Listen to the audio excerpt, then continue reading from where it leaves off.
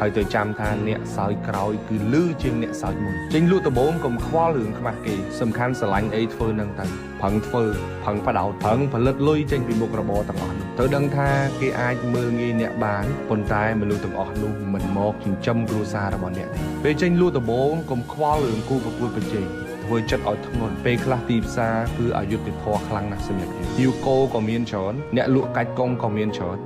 តែត្រូវធ្វើខ្លួនឲ្យមានតម្លៃបំផុតសម្រាប់ភ្ញៀវរបស់អ្នកទៅចាំថាដើមឈើមួយដើមដែលចាក់ឫសបានជ្រៅមិនងាយរលំងាយទេ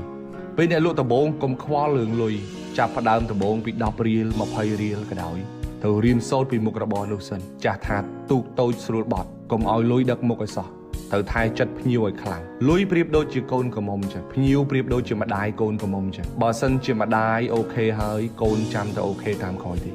ដោយនេះការងារធំរបស់អ្នកលក់មិនមែនប្រឹងយកលុយពីភ្ញៀវទេប្រឹងយកចិត្តភ្ញៀវ